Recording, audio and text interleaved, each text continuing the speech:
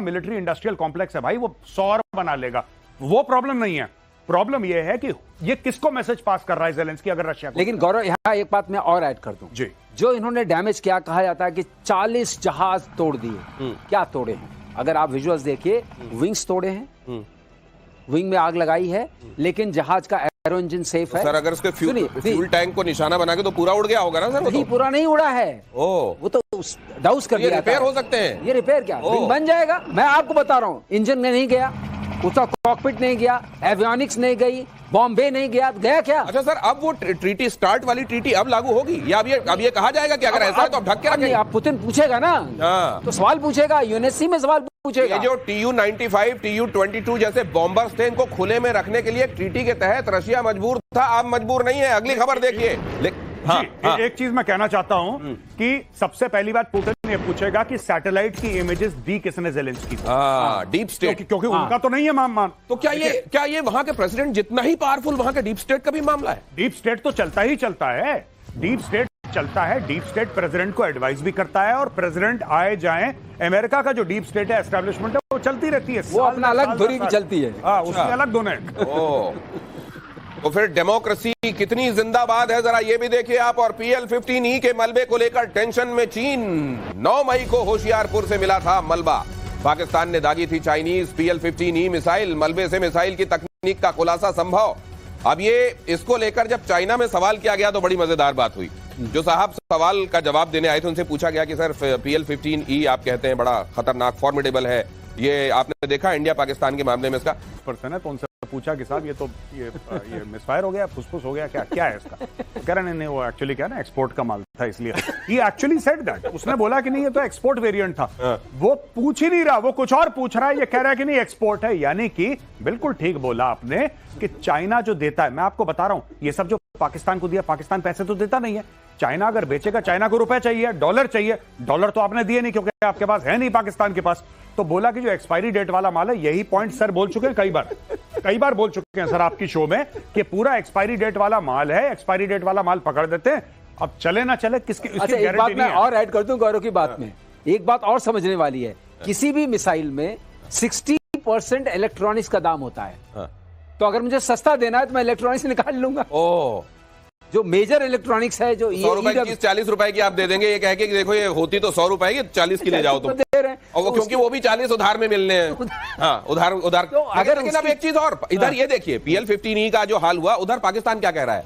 ये चाइना हमारा all weather friend है, टर्की हमारे साथ है, अजरबैजान हमारे साथ, पूरे देशों का नाम गिनाने के बाद, लेकिन वो कहने हम कब तक इनके पास जाएंगे बेगिंग बोल। ये खुद शहबाज शरीफ बोल रहे हैं। हम भाई साहब, शहबाज शरीफ सितंबर में, पिछले साल सितंबर में शहबाज शरीफ गया और शहबाज शरीफ ने पूरी कौम के सामने कसम खाई कि आखिरी बार मैं लोन ले रहा हूं, मैं कसम खाता हूं, इसके बाद ये जो है ये अब और नहीं लेंगे। नहीं, ये अब और नहीं लेंगे। नहीं, ये तो छोड़ दो, ये तो हथियार हैं, ये तो हथियार हैं। उसने उसके बाद 3 बार और लोन ले लिया, जब उसने बोला था कि आखिरी बार लोन ले रहा हूं इंशाअल्लाह, उसके बाद 3 बार और निपटा दिया। ये वही वाली बात है, कस्मे वादे प्यार वफा सब बात होगा क्या? नहीं, तो ये जो लोन, अब उसके बाद ये भी कह दिया कि ये हमारे मददगार हैं, लेकिन we can not approach to them with our begging bowl all the time, so they want business with us. Now what kind of business can they provide? मैं एक छोटी सी बात बताऊं, वर्ल्ड बैंक ने बोला कि 40 अरब डॉलर मिलेंगे, 40 अरब डॉलर 20-20 करके over a period of 10-15 years. World bank ने अनाउंस करा, पाकिस्तान में खुशी की लहर हो गई। पाकिस्तानियों ने पता क्या बताया? वो वर्ल्ड बैंक की भीख थी। पाकिस्तानियों ने यह बताया कि इन्वेस्टमेंट है, ये अपने लोगों को बताया, देखो हमारा मुल्क कितना खुशहाल है कि वर्ल्ड बैंक अब वर्ल्ड बैंक कौन सी इन्वेस्टमेंट करता है? इन्वेस्टमेंट में तो रिटर्न होता है। लेकिन भाई जब सब पूरी कौम 25 के 25 करोड़ मदरसे में पड़े हों, आप उनको फिर क्या लॉजिक समझाएंगे? आपने बोला कि चलो कोई बात नहीं, ये इन्वेस्टमेंट है, ये इन्वेस्टमेंट, अरे वो भीख है। इसलिए आपको चौराहे पे जो भिखारी मिलता है ना, या वो जो आपकी कार का शीशा कई बार ठक कर कहता है भीख दे दो, उसका फिर भी एहतराम किया कीजिए कि वो कम से कम कहता तो है भीख है, ये नहीं कहता कि देखो मैंने इन्वेस्टमेंट कराया खुद पर। अब जरा वो PL-15E एक बार फिर से डालिए प्लीज। उसमें एक चीज मैं समझना चाहता हूं, वो जो आप कह रहे थे सर PL-15E में ये वाला जो उसका जो इलेक्ट्रॉनिक वो जो 60 रुपए वाला हिस्सा है, वो कौन सा है? देखिए ऐसा है ना, इसमें क्या होता है नॉर्मली, आप देखिए यहां से चलिए, ये पीछे का हिस्सा है, इसको स्टेबल रखिए प्लीज। हाँ, यहाँ पर आपका यहाँ तक इनका होगा सेक्शन, जो फाइनल सेक्शन है, बूस्टर, प्रोपेलेंट, मतलब बूस्टर इसको बूस्ट करेगा, प्रॉब्लम आगे ले जाएगा। हाँ, ठीक है। अब इसके बाद जो हिस्सा आएगा वो इलेक्ट्रॉनिक्स वाला हिस्सा है। ठीक है। उसके बाद जो हिस्सा आएगा ये फ्यूज वाला हिस्सा आएगा। हाँ। इसके बाद यहाँ पर रेडार होगा। अच्छा, ठीक है। ओके। तो और ये यहाँ पर वॉरहेड कहीं इन बिटवीन होगा, डिपेंडिंग ऑन क्या सेक्शन है। तो अगर ये है, ये बीच से टूटा है, अच्छा। तो इसका मतलब हाँ, इसका मतलब ये है हाँ। कि ये पूरा का पूरा हमें अवेलेबल है। ओके। हम ये जानते हैं इसका एरो स्ट्रक्चर तो हमें पता है पूरा। हाँ। हम ये पता है बूस्टर ग्रेन क्या है। ओके। हमें ये पता है प्रोपेलेंट ग्रेन क्या है, बर्निंग रेट क्या है, ओके। ये कहां तक कितने किलोमीटर तक जा सकता पर है। ये तो हमें देखने ये तो पता ऐसा है लग रहा है, ये इसकी पूरी देखिए। इलेक्ट्रॉनिक्स क्या है। ये देखिए, वैसे तो आप लोग सब पता कर लेंगे इसका, लेकिन ऐसा लग रहा है रावण जलने के बाद अगले दिन वो नहीं थोड़ा खोल वोल मिलते अगले दिन। हाँ। ये उस टाइप का हिस्सा लग रहा है। ये देखिए, ये पूरा हमें इलेक्ट्रॉनिक्स मालूम हो जाएगी। अब इसका आरसीएस तो मालूम है ही है। हाँ। फ्यूजिंग मैकेनिज्म क्या है मालूम हो जाएगा, और रेडार क्या जब ये इतनी एक्सपोज हो गई है अब उसके बावजूद ये बनाएंगे क्या PL-15? अब ये सवाल उठता है कि इसकी दोष किसको देंगे। ये अपने दोष नहीं, बनाएंगे क्या? स्टील फ्रेंड को देंगे या उसको ये देते रहेंगे, अपना कुछ और करते रहेंगे। अगली खबर देखिए, इसी में बड़ी महत्वपूर्ण खबर है, ध्यान से देखिएगा। भारत की नकल करने से बाज फिर भी नहीं आ रहा है पाकिस्तान। कहते हैं ना कि वो जो दूसरे का गाल देख के जलता है और अपना गाल लाल करना चाहता है, कई बार थप्पड़ मार लेता है खुद को कि लाल हो जाए काश।